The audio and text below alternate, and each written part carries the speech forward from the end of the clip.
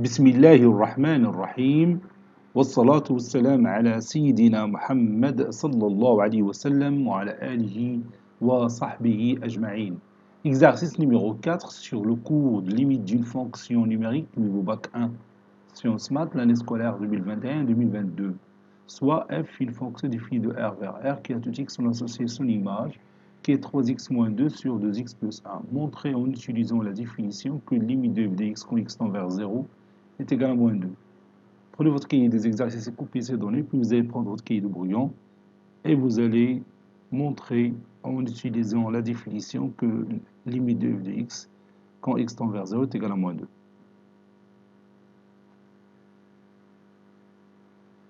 Passons maintenant à la réponse.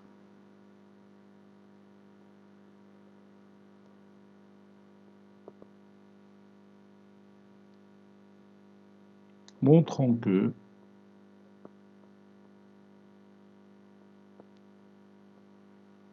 limite de f de x quand x tend vers 0 est égal à moins 2 en se basant sur la définition.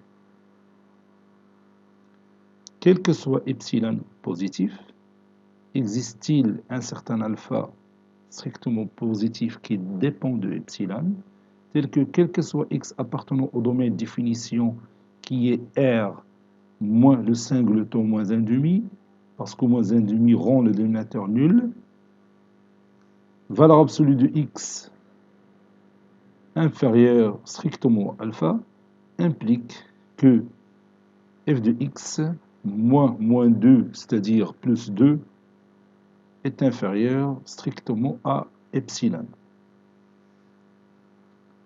Pour chercher l'existence de ce alpha, il suffit de commencer par la valeur absolue de f de x plus 2 et montrer qu'il est égal, qu'il est inférieur ou égal à la valeur absolue de x fois un certain nombre k qu'on va bien sûr le chercher maintenant.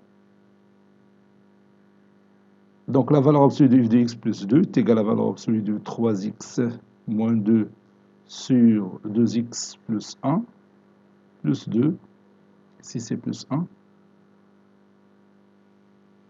plus 2, qui est égal à la valeur absolue de 3x moins 2 plus 4x plus 2 sur 2x plus 1. J'élimine moins 2 et 2. 3x plus 4x, c'est 7x. Donc ça donne 7 fois la valeur absolue de x fois 1 sur la valeur absolue de 2x plus 1. Je vais essayer de majorer 1 sur valeur absolue de 2x plus 1. Je vais retourner à mon nombre ou bien mon réel x qui appartient à au domaine de définition. Donc ici j'ai mon axe, ici j'ai 0, ici c'est moins 1,5. Donc je vais choisir bien sûr un intervalle centré en 0 parce que je travaille au voisinage de 0. Donc il suffit de prendre un intervalle quelconque centré en 0, mais je ne vais pas chercher n'importe quel intervalle parce que si je prends un intervalle de rayon 1, c'est-à-dire ici moins 1, ici 1, j'aurai moins 1,5 qui appartient à cet intervalle qui va rendre le dénominateur nul. Donc je vais changer ce choix. Je prends par exemple un intervalle de rayon 1,5. Donc je prends ici 0 ou bien 1 quart. Parce que si je prends 1,5, ça va donner une valeur nulle et l'inverse de cette valeur nulle va me créer des problèmes. Donc je vais prendre ici moins 1 quart, ici 1 quart. Un intervalle de rayon 1 quart, c'est mieux. غادي تقول لي واش الانترفال راه صغير لا راه ما صغيرش راه كبير بزاف il est largement suffisant parce que moi je travaille au voisinage de 0 je cherche la limite quand x tend vers 0 dire que la limite x tend vers 0 je suis très proche de 0 de l'ordre de 10 puissance moins 10 ou bien 10 puissance moins 20 pourquoi pas 10 puissance moins 40 ou moins 50 Vous voyez? Donc, l'intervalle, l'infini pour l'intervalle de rayon 10 puissance moins 40 ou bien 10 puissance moins 50. N'est-ce pas? هذا راه كافيني بزاف هاد moins 1 quart 1 quart. Donc, soit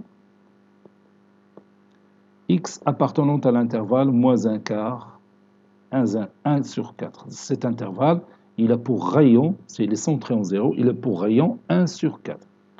Donc ceci implique que x compris strictement entre moins 1 quart et 1 quart. Je multiplie le tout par 2, ça donne moins 1 demi, inférieur strictement à 2x, qui est inférieur strictement à 2 fois 1 quart, c'est 1 demi. Maintenant j'ajoute 1, 2x plus 1, est compris entre moins 1 demi plus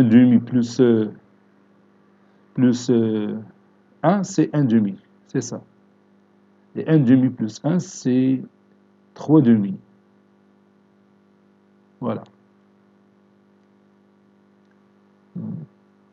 Maintenant, je mets la valeur absolue puisque 2x plus 1 est un nombre positif. Donc ça donne la valeur absolue de 2x plus 1 est inférieure aussi à 3 demi. Je passe à l'inverse. 1 sur la valeur absolue de 2x plus 1 est inférieur strictement à 2 tiers. Donc, 7 fois la valeur absolue de x fois 1 sur valeur absolue de 2x plus 1 est inférieur strictement à 7 fois la valeur absolue de x fois 2 tiers. Ceci implique que 7 fois la valeur absolue de x fois 1 sur valeur absolue de 2x plus 1 est inférieur strictement à 14 tiers fois la valeur absolue de x. Pour que, donc soit epsilon strictement positif, pour que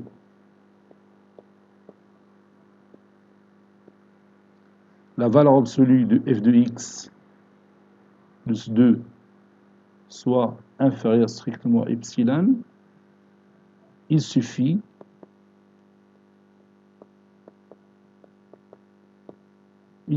que 14 sur 3 fois la valeur absolue de x inférieure à epsilon.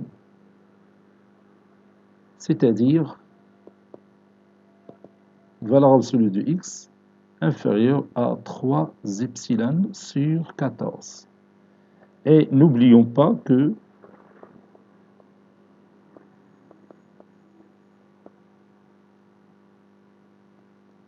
déjà la valeur absolue de x elle est inférieure à 1 sur 4. C'est le rayon de l'intervalle centré en 0 qu'on a choisi au départ. N'est-ce pas? Posons alpha est égal minimum de 3 epsilon sur 14 et 1 quart. Donc, quel que soit epsilon positif, il existe certain alpha qui est strictement positif, c'est le minimum d'IL 3 epsilon sur 14 et 1 quart, tel que quel que soit x appartenant à l'intervalle centré en 0, c'est-à-dire l'intervalle moins 1 quart, 1 quart, valeur absolue de x inférieure à alpha implique que valeur absolue de f de x plus 2 est inférieure strictement à epsilon. Conclusion, limite de f de x quand x tend vers 0 est égal à moins 2. Cet exercice a été préparé par le professeur Latif Hebdo du collège Bourz Zeytoun, Marrakech. À très bientôt.